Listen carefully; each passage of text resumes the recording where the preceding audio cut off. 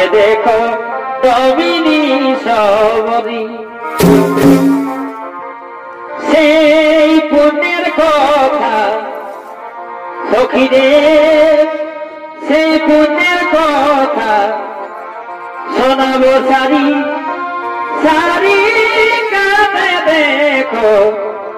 কাঁদে দেখো দমিনী সবরী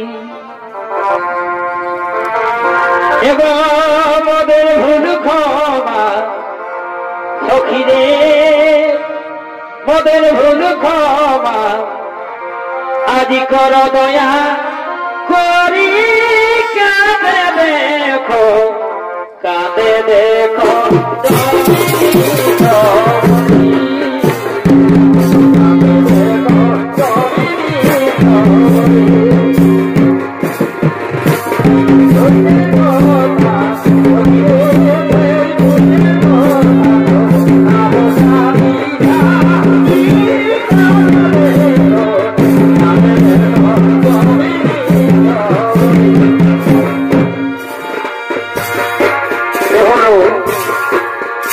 ভগবান বিষ্ণু আজ সমস্ত দেবতাদেরকে দেবরাজ ইন্দ্রের রাজসভায় আগমন করতে চলেছে। তাই বিষ্ণুর ভূমিকায় অংশ নিয়ে এসেছেন অষ্টাদশ জগন্নাথ সিং।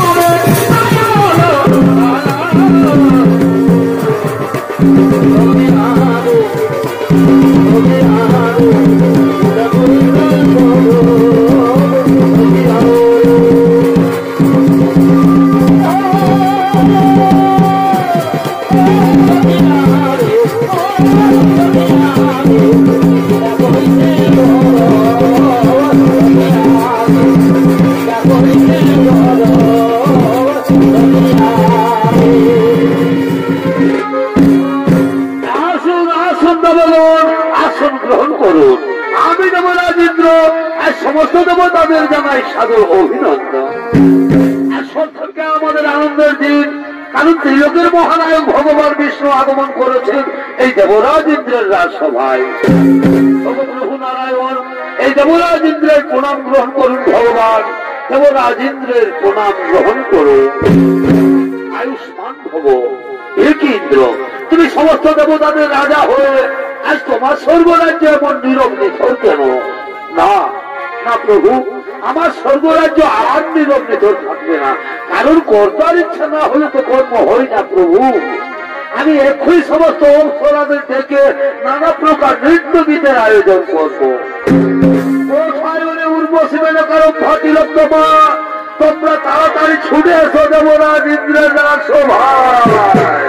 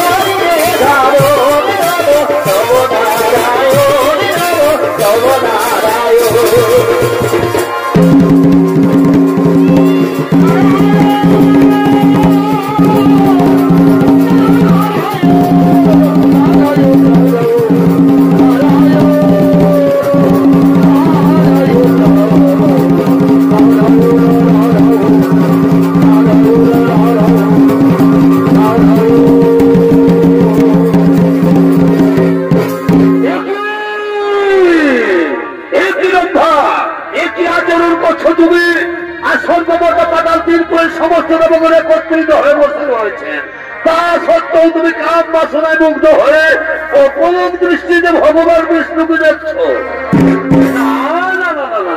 এ তো চন্ডালের আচরণ। এই চন্ডালের আচরণ করার জন্য মর্তলোকে মানব রূপে চন্ডাল বংশে জন্ম হবে।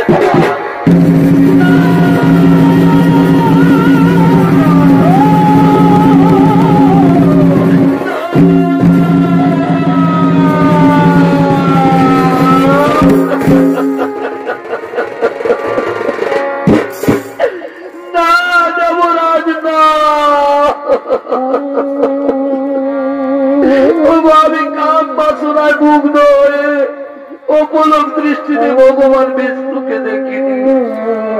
মনে মনে বড় আশা করেছিলাম, মনে বড় সাপ ছিল যাই ভগবানের চরণ দর্শন করে চোখ দুটি সার্থক করে দেব তাদের রাজা।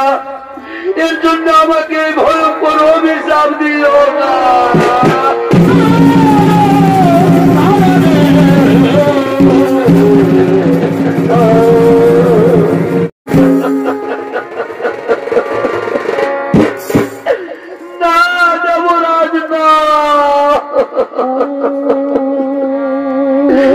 আমি কাম বাসনায় মুগ্ধ হয়ে অপলক দৃষ্টিতে ভগবান বিষ্ণুকে দেখিনি।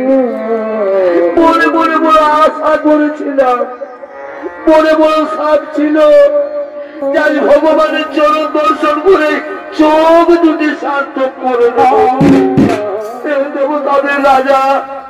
এর জন্য আমাকে ভয়ঙ্কর অভিশাপ দিও না।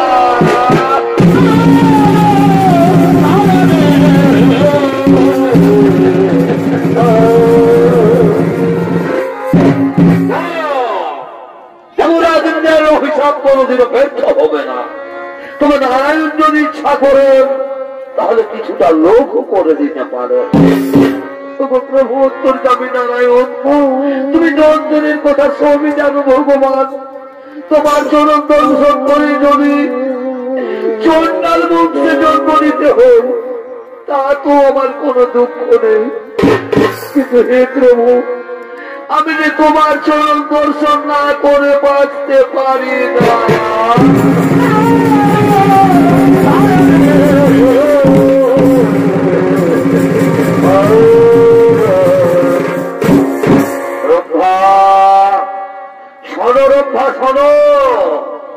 চন্ডাল বংশে জন্ম হলো, ভক্তি থাকবে তোমার অটুট। ত্রেতা যুগে আমি জন্ম নেব মানবের ঘরে, অযোধ্যার রাজা দশরথের জ্যেষ্ঠ পুত্র শ্রীরামচন্দ্র রূপে। আর তুমি জন্ম নেবে পঞ্চবটির মনে হীরা চন্ডালের স্ত্রী মোহিনীর গর্ভে। নাম হবে তোমার শবরী। তুমি হবে আমার পরম ভক্ত, তাই ভক্ত রূপে দেখা হবে তোমার আমার। তারপর তুমি উদ্ধার হয়ে পুনরায় ফিরে আসবে এই স্বর্গলোকে। সমস্ত দেবগণ চিন্তার নাহিক কারণ নিজ নিজালয়ে সবে করো আগমন।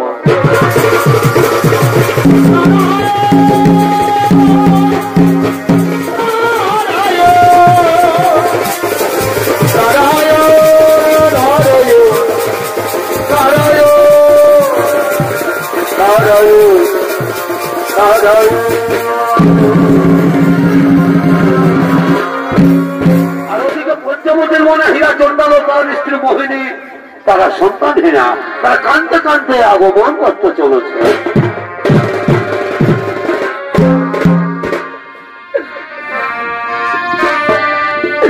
সুন্দর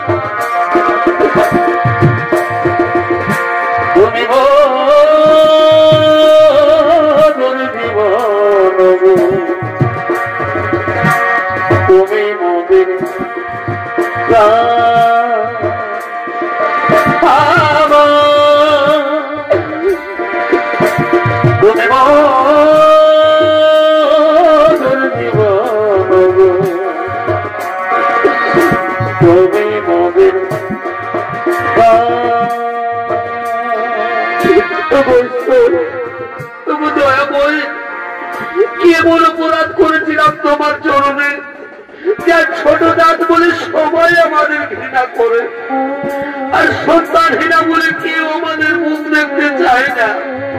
কেন কেন কেউ আমাদের মুখ দেখতে চায় না?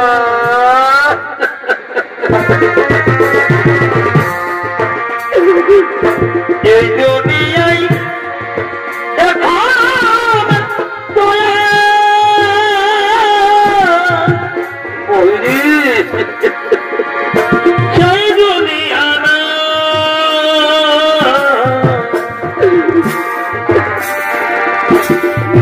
নামের মানুষ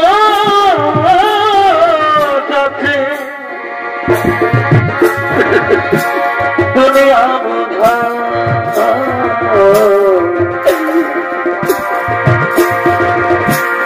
এ মানুষের ভিড়ে আমার সেই মানুষ না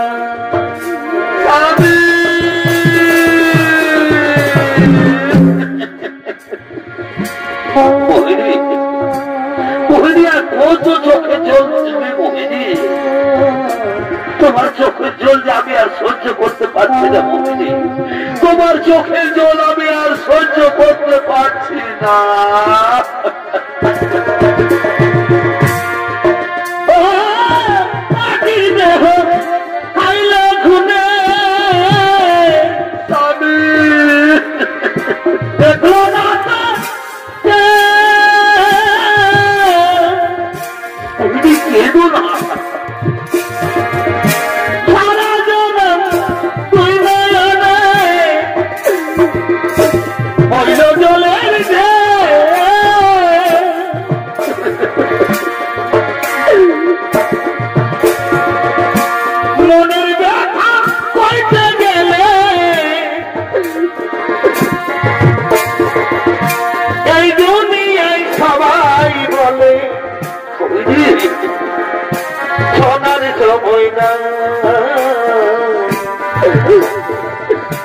এই মানুষের ভিড়ে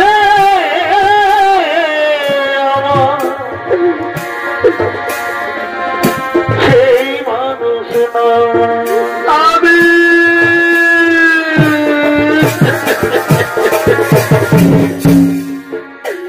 তুমি বলে দাও না গো আমি কি কোনোদিনও সন্তানের মা হতে পারবো না স্বামী আমি কি কোনোদিনও সন্তানের মা হতে পারবো না মোহিনী তুমি আর কেঁদো না ভগবান আমাদের উপর অত বড় নির্দয় হতে পারেন না মোহিনী দেখবে একদিন না একদিন ঠিকই তুমি সন্তানের মা তাই যেন ওই স্বামী তাই যেন ওই গো তাই হবে মোহিনী তাই হবে আচ্ছা মোহিনী যাও তো তুমি নদী থেকে চান করে জল নিয়ে আসবে আর আমি হয়তো তখন ওই গ্রাম থেকে কিছু ভিক্ষে করে নিয়ে আসছি কেমন ঠিক আছে স্বামী যাও তুমি তাড়াতাড়ি ভিক্ষে করে ফিরে আসবে আর আমি হয়তো ততক্ষণে নদী থেকে জল নিয়ে আসছি ঠিক আছে মোহিনী ঠিক আছে মোহিনী তাহলে আমি আসি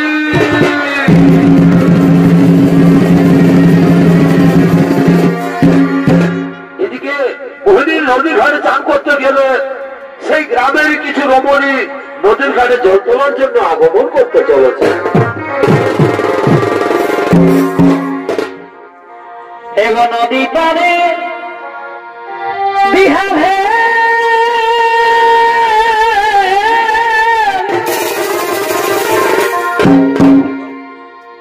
আর কাঁদিতে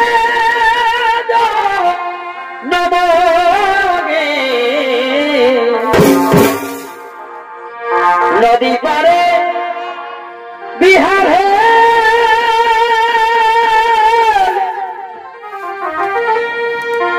আর কাঁদিতে নবগে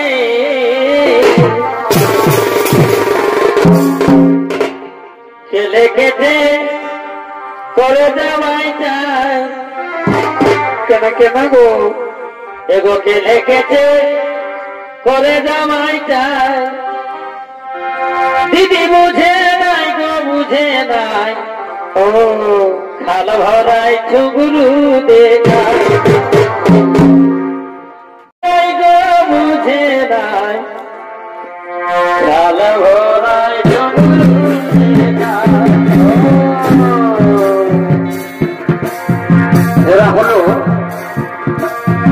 এরা হলো সেই গ্রামের রমণী এরা আজ মনের আনন্দে দল বেঁধে নদীর ঘাটে জল তোলার জন্য আগমন করেছে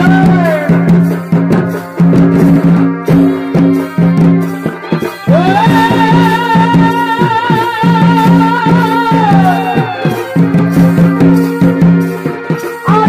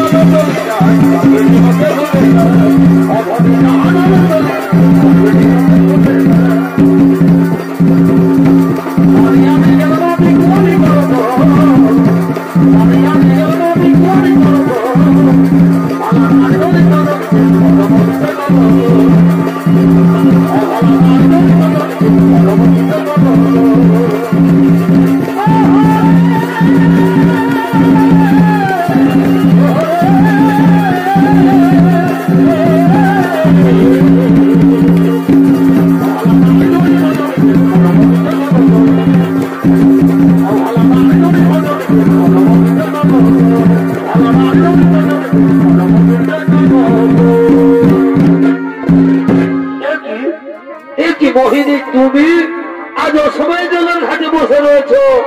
তুমি জানো না যে আমরা প্রতিদিন এই সময় জলের ঘাটে জল তুলতে আসি?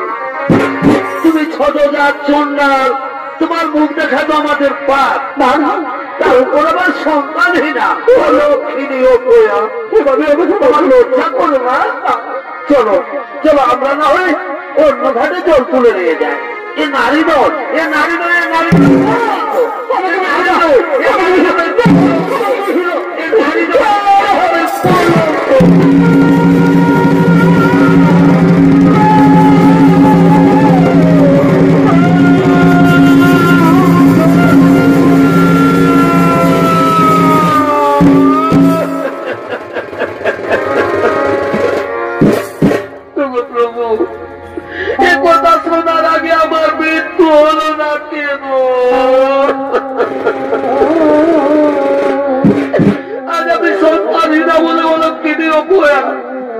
আমি নাকি একটা নারী নামের কলঙ্ক। না না না, এ জীবনে আমি রাখবো না। তার চেয়ে ওই নদীর জলে ঝাঁপ দিয়ে দেব জীবন বিসর্জন।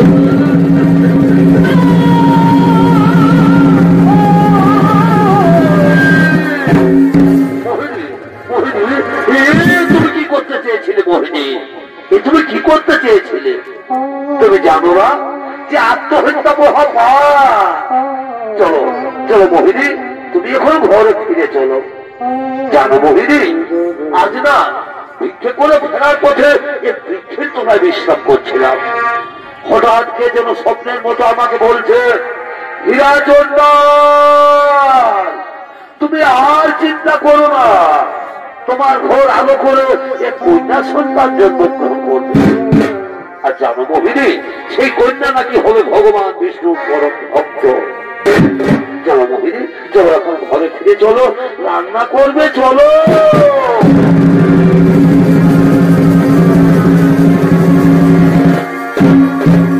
অপরদিকে স্বর্গের সমস্ত দেবগণ আগমন করছেন মর্তলোকের দিকে।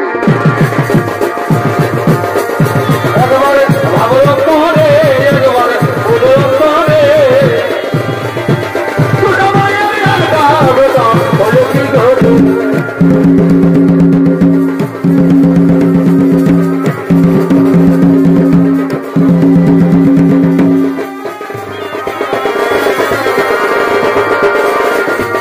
যখন আমার জন্ম হল বাঁচিল না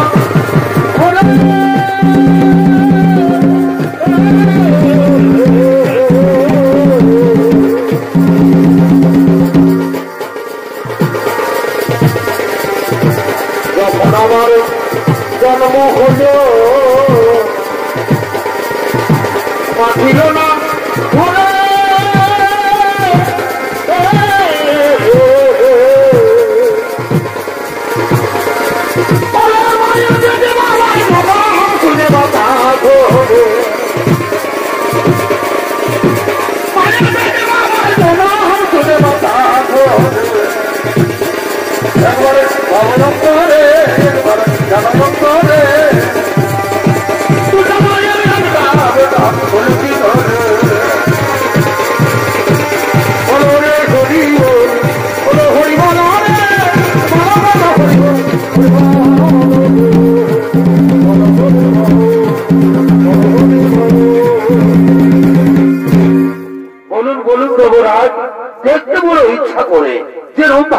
অভিশাপ দিয়েছিলেন সেই রম্ভা এখন কোথায় রয়েছে?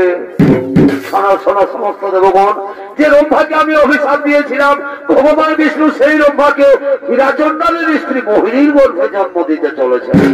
তাই আজ মোহিনী অহংকার করে বলছে সে নাকি অসাধ্য সাধন করেছে। তাই দর্পহারী নারায়ণ মোহিনীর দর্প চূর্ণ করার জন্য মর্তলোকে আগমন করতে চলেছে। তাই চলো দেবগণ, আমরাও সকলে মর্তলোকে করিব আগমন।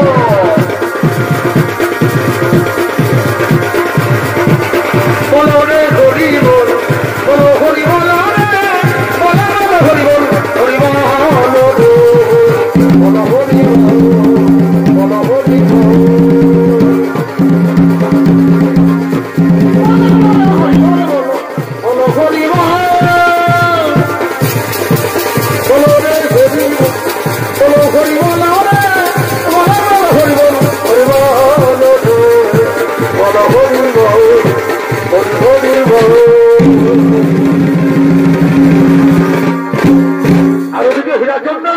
মোহিনী আজ পূর্ণ গর্ভবতী, তাই মনের আনন্দে অহংকার করতে করতে নিজ কুটিরের দিকে আগমন করতে চলেছে।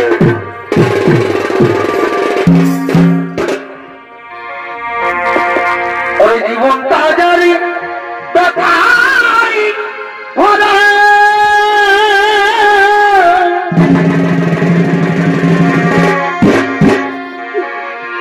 সুখটাও তারি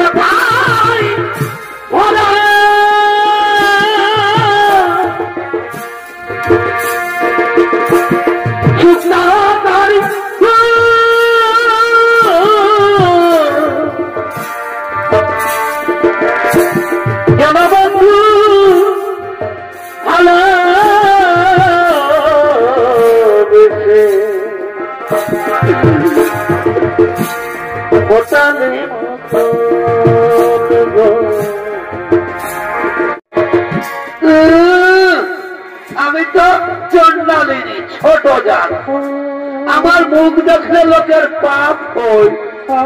ওরা ভদ্রলোকের বউরা এবার আমি নাকি সন্তানহীনা, আজ আমি পূর্ণ গর্ভবতী, আজ আমি অসাধ্য সাধন করেছি, যার জন্য ভগবান আমার গর্ভে সন্তান দিতে বাধ্য হয়েছে। এবার আমি দেখো পৃথিবীর কি এমন শক্তি আছে যে আমাকে মা হতে আটকাতে পারে। মোহিনী, মোহিনী, তুমি সন্তান জন্ম না দেওয়ার আগে তোমার এত অহংকার, এত গর্ব, আমি তোমাকে অভিশাপ দিয়ে যাচ্ছি।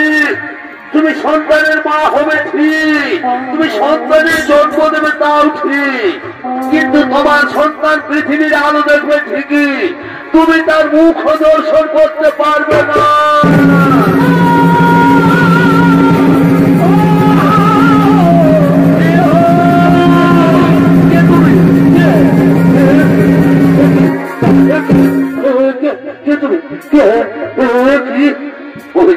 মোহিনী, তুমি অমর ভাবে অস্থির হচ্ছ কেন? মোহিনী, তুমিও তো অস্থির হচ্ছ কেন?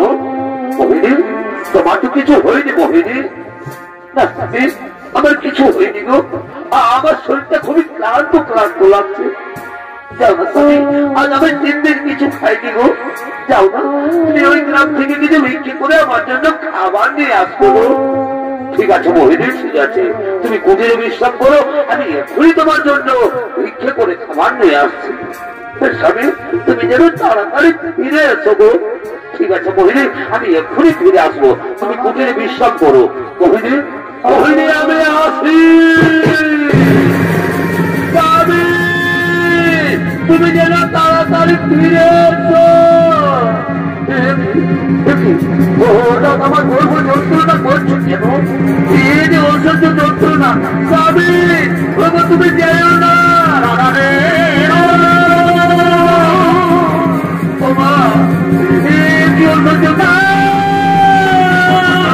সহ্য করতে পারছি না।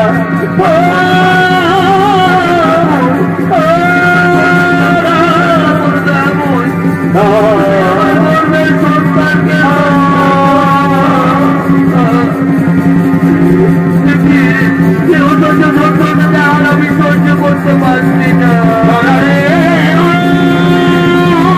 আমি আমার তুমি ফিরে এসো। তুমি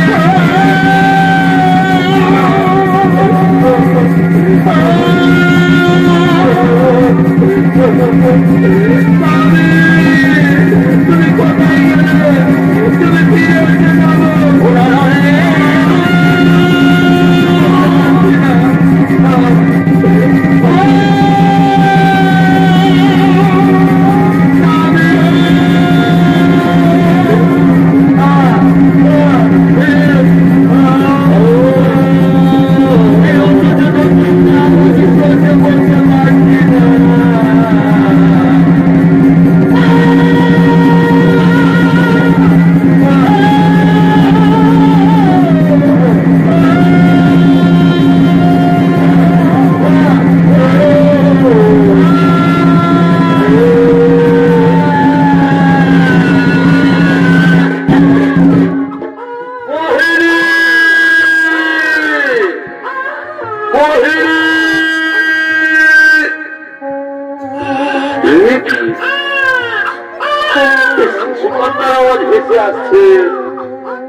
তাহলে মোহিনী তুমি আমাদের সন্তানের জন্ম দিয়েছ। আজ আমার কি আনন্দ, আজ আমার খুবই আনন্দ। আজ আমি বাবা হয়েছি, আজ আমাকে আর কেউ সন্তানহীনা বলতে পারবে না। আজ আমার খুবই আনন্দ। মোহিনী দেখো দেখো, আরে আমাদের সন্তানকে দেখো। আর তোমাকে কেউ অলক্ষীর ওপরে বলতে পারবে না। তুমি মা হয়েছ, আমি বাবা হয়েছি। মোহিনী কথা বলছো না কেন? মোহিনী, মোহিনী, মোহিনী, মোহিনী, মোহিনী।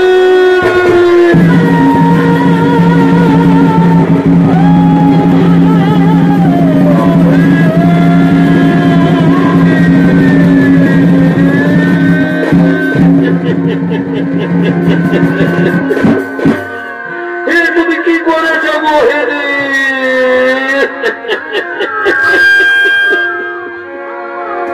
চলে যেতে হবে মোহিনী।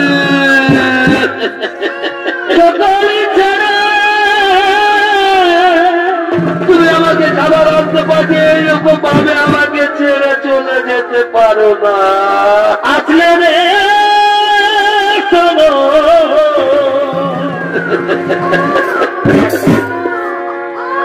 বিধিরে কি লিখেছে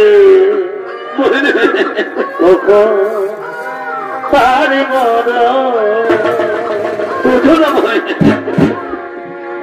বিধিরে কি লিখেছে তার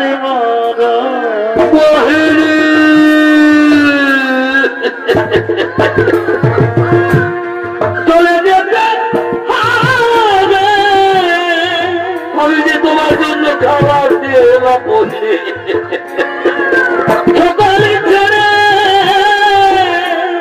তুমি বলে আমি 3 দিন কিছু খাইনি। আসলে রে শোনো,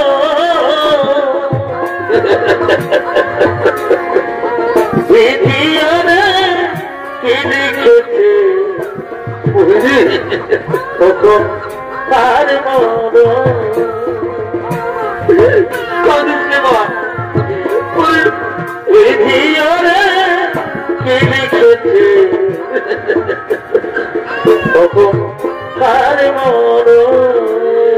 ওরে তুই আর কাঁদিস নে,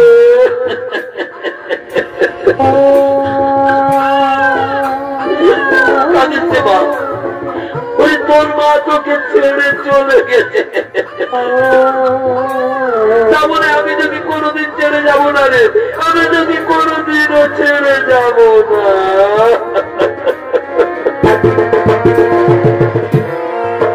কান্দিস না রে, মদিনে নায়, কান্দিস নে মা। কান্না হাসির খেলা এই তো ভগবান, এই আতুর মেয়েটাকে নিয়ে আমি এখন কি করি? কান্না হাসির এই তো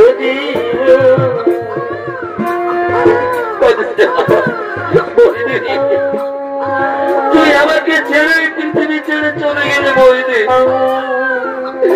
তুই আমাকে ছেড়ে চলে গেলে। চলো চলো বইনি, এরপর তোমার স্থান হবে ওই শ্মশানে। ওদের সোনারি ভঙ্গ হবে ভঙ্গ,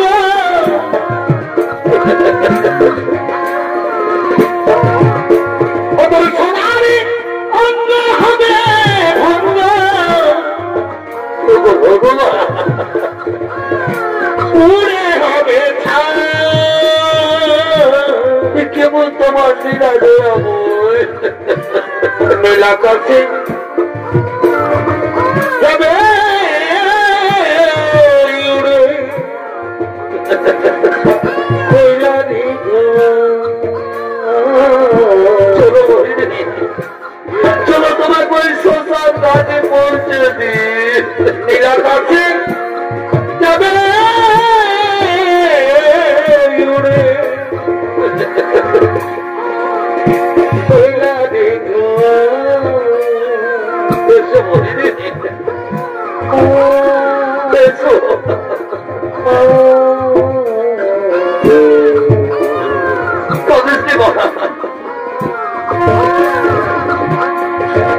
ওদের হাতি তাদের পালন কতর, ওদের হাতি তাদের পালন কতর। চলো রবে খালি করে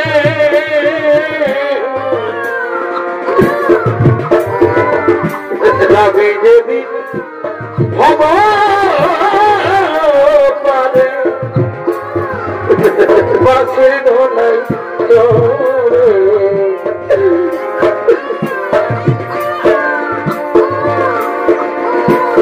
রবি দেবী ভব পারে বাসের দোলাই চড়ে।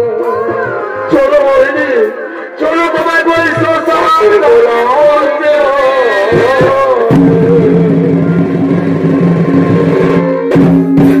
মহামান্য দর্শক মন্ডলী, তাই হীরাচন্দন তার স্ত্রীর শোধ কার্য শেষ করে তার কন্যা সন্তানের নাম রাখলেন শবরী। শবরীকে নিয়ে হীরাচন্দন খুবই দুঃখিত।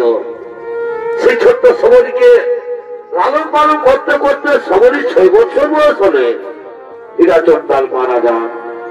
আর হীরাচন্দন মারা গেলে শবরী বড় অসহায় হয়ে যায়। নিচু জাত বলে সবাই তাকে ঘৃণা করত, কেউ তাকে আদর করত না। শবরী মুনি ঋষিদের আশ্রমের এঁঠো পাতার খাবার খেয়ে খেয়ে বড় হতে লাগলো। তবু তার মনে অটুট ভক্তি ছিল মুনি ঋষি সাধুবন্ধের সেবা করার জন্য। কিন্তু দিনের আলোয় সবাই তাকে ঘৃণা করত। তাই শবরী প্রতিদিন রাত্রি অন্ধকারে মাতঙ্গ ঋষির আশ্রমে গোপনে গোপনে কাঠের বোঝা রেখে দিয়ে যেত। তাই মনের আনন্দে মাতঙ্গ ঋষি নিজ শিষ্যদের নিয়ে নিজ আশ্রমে আগমন করতে চলেছে।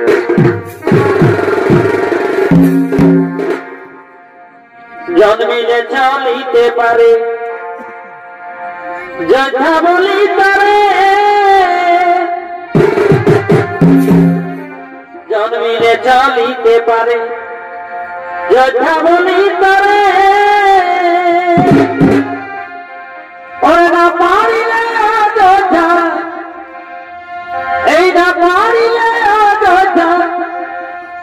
জানে সংসারে মনে মনে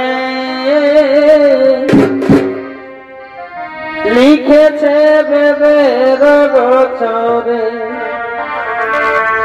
মনে মনে লিখেছে বেদের বছরে জন্মে চলিতে পারে যথা বলি তারে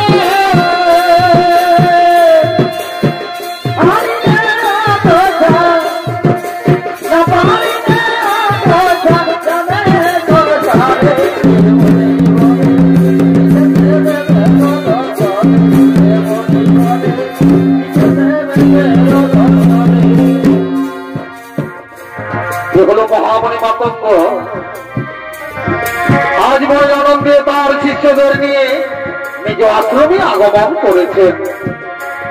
আর এই মহামণি মাতঙ্গের ভূমিকায় নৃত্য পরিবেশন করবেন এগোদীয়মান নৃত্যশিল্পী ওস্তাদ লায়ন চন্দ্র কুমার।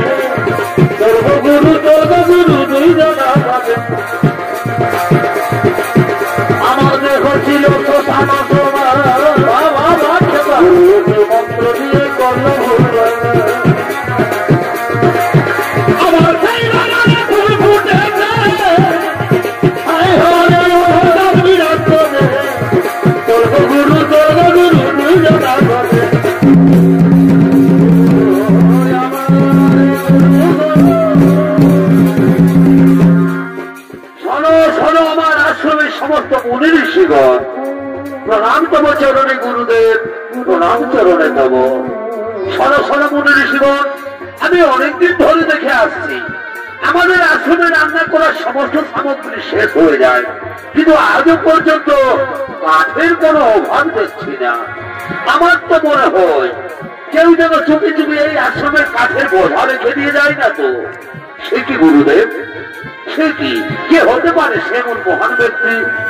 সে যেই হোক না কেন, আজকে রাত্রে তোমরা অত্যন্ত প্রহরী থেকে হাতে রাতে তাকে ধরতে হবে যে সে মহান ব্যক্তি। ঠিক আছে গুরুদেব, আপনার আদেশ আমরা অক্ষরে অক্ষরে পালন করবো। ঠিক আছে, আমি চললাম এখন শয়ন কুটিরে। গুরুদেব চিন্তা বলে চলে যান শয়ন কুটিরে।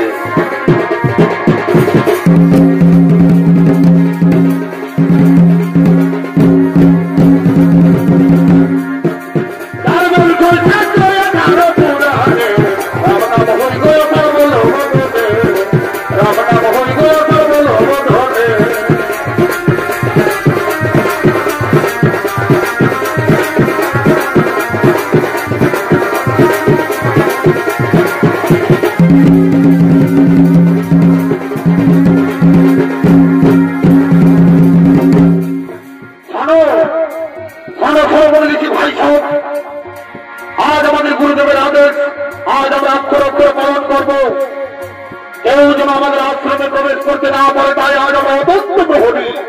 আজ আমরা দেখবো কেমন ভাবে সেই মহানুভব রাতের অন্ধকারে কাটিয়ে বোঝা নিয়ে আমাদের আশ্রমে প্রবেশ করে। তাই আমরা দুজন থাকবো এখানে, আর তোমরা দুজন থাকবে আমাদের আশ্রমের মুখ্য দ্বারে।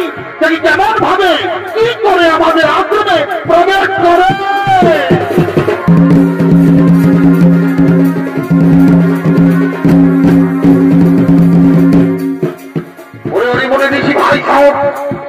রাত্রি প্রায় গভীর হয়েছে, আর আমাদের নিদ্রায় গেলে চলবে না। এরপর আমরা অত্যন্ত প্রহরী, তাই আমরা দুজন রইলাম এখানে। তোমরা দুজন থাকবে আমাদের আশ্রমের মুখ্য দ্বারে। চলে যাও কেমন? ঠিক আছে ভাই, ঠিক আছে, আমরা চললাম সেই আমাদের আশ্রমের মুখ্য দ্বারে। তোমরা এদিকে ভালো করে দেখাশোনা করবে। ঠিক আছে, ঠিক আছে।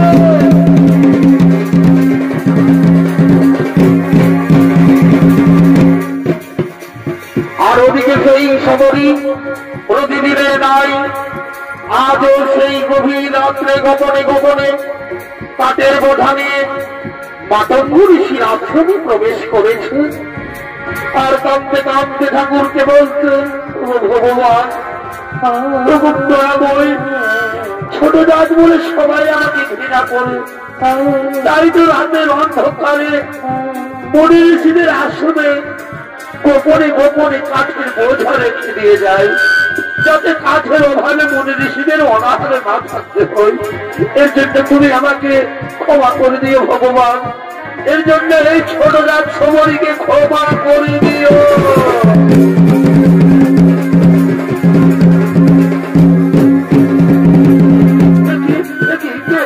তোমরা এই রাতের অন্ধকারে তোমরা কে? আমরা হলাম সেই মহাবলী মাতঙ্গের শিষ্য। কিন্তু তুমি এই গভীর রাত্রে একজন রমণী হয়ে, একজন নারী হয়ে একা তুমি আমি হলাম রাজন নামের মেয়ে শবরী। শবরী? ও তাহলে তুই সেই কিছু জাত, ছোট জাত রাজন নামের মেয়ে শবরী না? আমি তো কিছু অপরাধ করি। অপরাধ করি? তুমি যে অন্যায় করেছ, এ অন্যায় ক্ষমা করা যায় না। তুমি জানো না এই মহাবলী মাতঙ্গের আশ্রমে কোন নিচু জাত, কোন ছোট জাত কেউ কোনদিন প্রবেশ করতে পারে না। আর তুমি নিচু জাত হয়ে, ছোট জাত হয়ে প্রবেশ করেছ আমাদের আশ্রমে। ওই মনে ঋষি ভাই সাহেব, এই শবরীকে আজ আমরা বেত্রাঘাত করতে করতে নিয়ে যাবো আমাদের গুরুদেবের কাছে।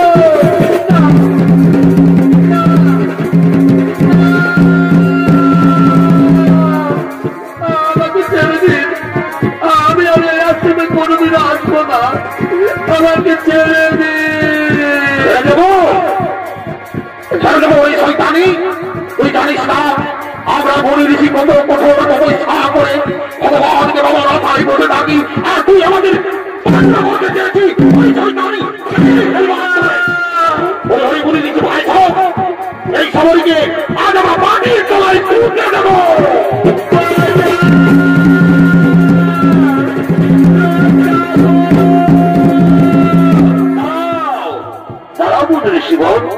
এই গভীর রাত্রে অসহায় নারীকে মারধর করছো কেন?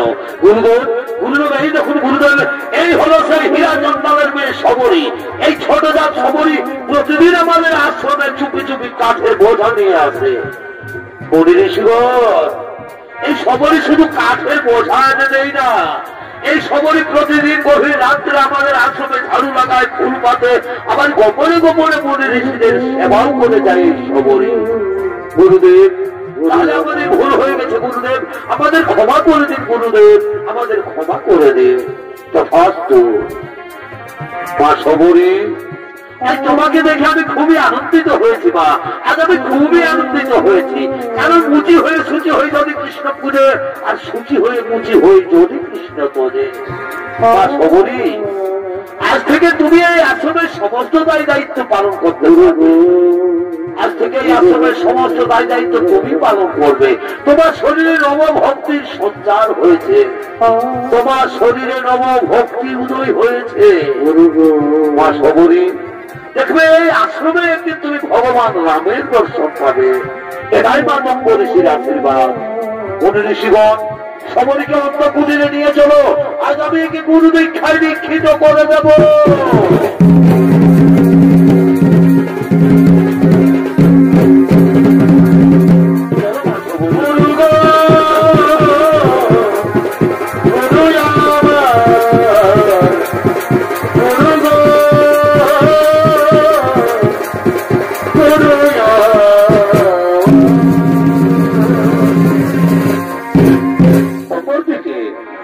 রাজা দশরথের জ্যেষ্ঠ পুত্র শ্রীরাম ও তার ভাই লক্ষ্মণ সীতা দেবীকে খুঁজতে খুঁজতে পম্পা সরোবরের দিকে আগমন করতে চলেছে।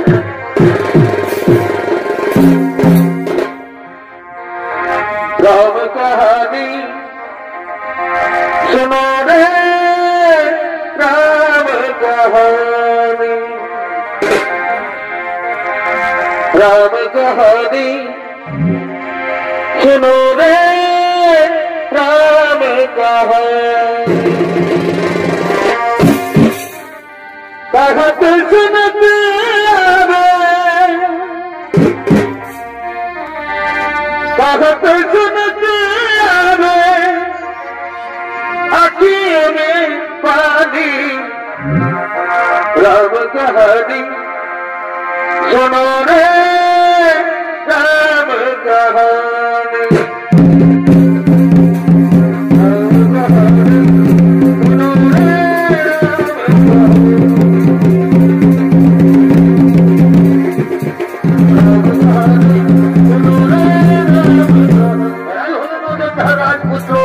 রাম ও লক্ষ্মণ দুই ভাই আজ না সীতা দেবীকে খুঁজতে খুঁজতে পম্পা সরোবরের কাছে আগমন করেছে।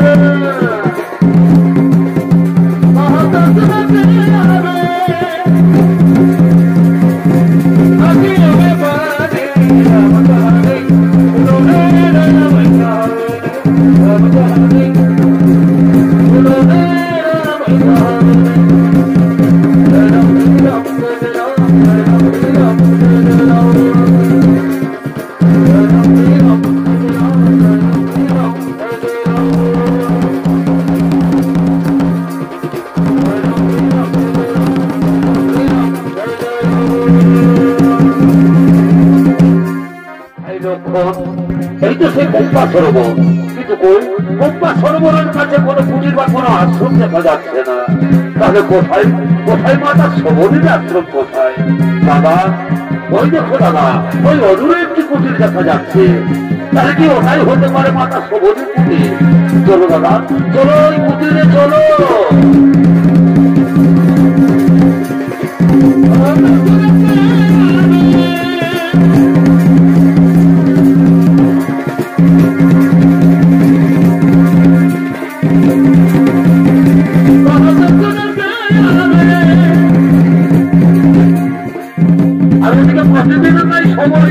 আজ তার আশ্রমে ঝাড়ু লাগাবার জন্য, ফুল পাতার জন্য আগমন করতে চলেছে।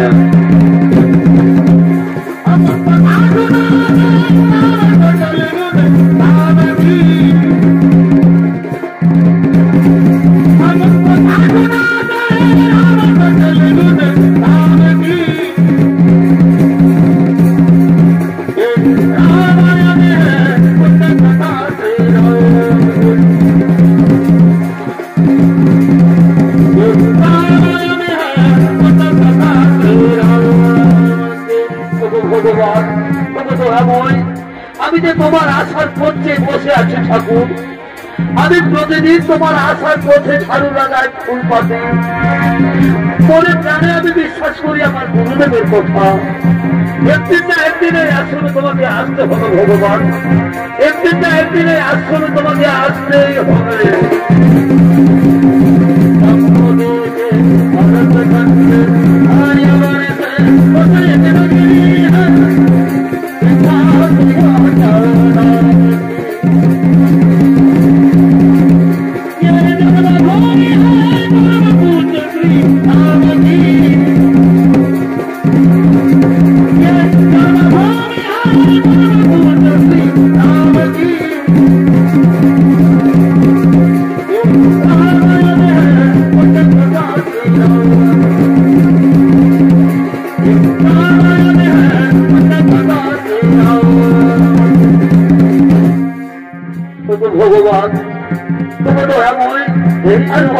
একবার আমায় দেখা দেবে ঠাকুর। আমি যে প্রতিদিন তোমার আমি মন থেকে তোমার জন্য মিষ্টি মিষ্টি ফলও নিয়ে আসি। আর কতদিন পর আমায় দেখা দেবে ঠাকুর, একবার আমায় দেখা দাও।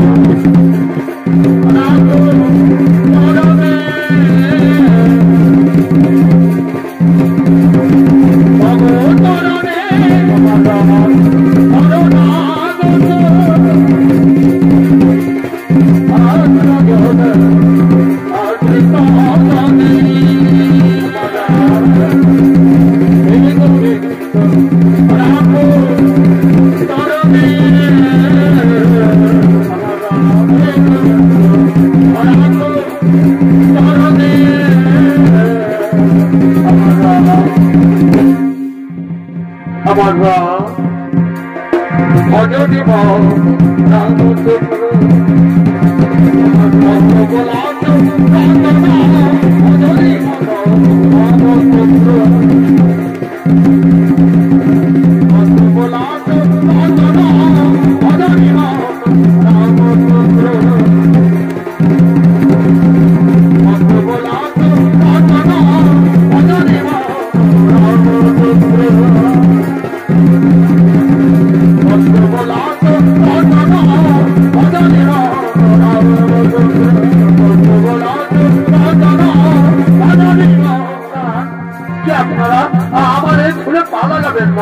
এই ফুল আমি আমার প্রভু ভগবান রামের জন্য পেতেছি। কি আপনারা কাউকে খুঁজছেন? হ্যাঁ, আমরা মাতা সবরীকে খুঁজছি। মাতা সবরী কি আপনারা পরিচয় দিন? আমি হলো জ্যেষ্ঠ পুত্র শ্রীরাম, আর এ হলো আমার ভাই লক্ষ্মণ। প্রভু শ্রীরাম লক্ষ্মণ ভগবান এই জন্মচক্রে আমি আপনাদের চিনতে পারিনি ঠাকুর, আমাকে ক্ষমা করে দিন প্রভু, আমাকে ক্ষমা করে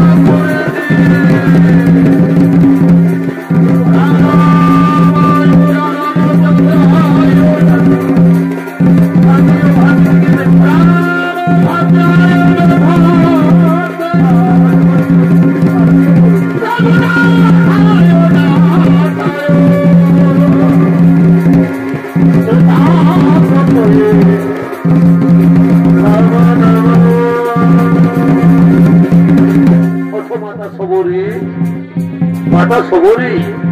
আর তোমাকে দেখে যেন মনে হচ্ছে আজ আমরা মাতা কৌশল্যার কাছে দাঁড়িয়ে রয়েছি। প্রভু আসুন, প্রভু আমার মন্দিরে আসুন, আপনাদের জন্য যে আমি মিষ্টি মিষ্টি ফল নিয়ে এসেছি। প্রভু আসুন, আসুন প্রভু আমার মন্দিরে আসুন।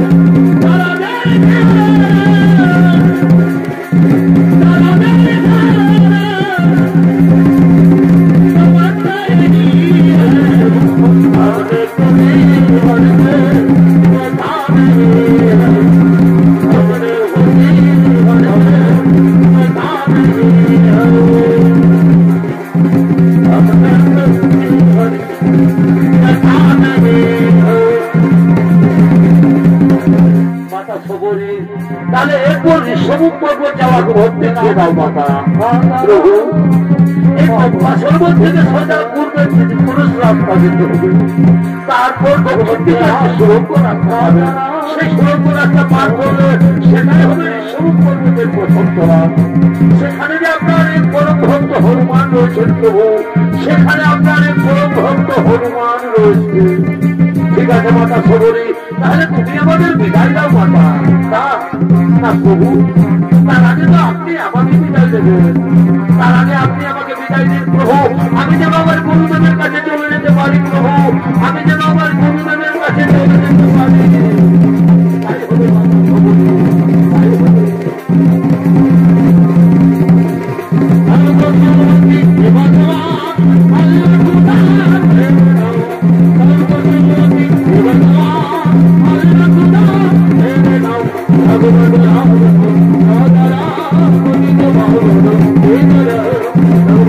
Thank you.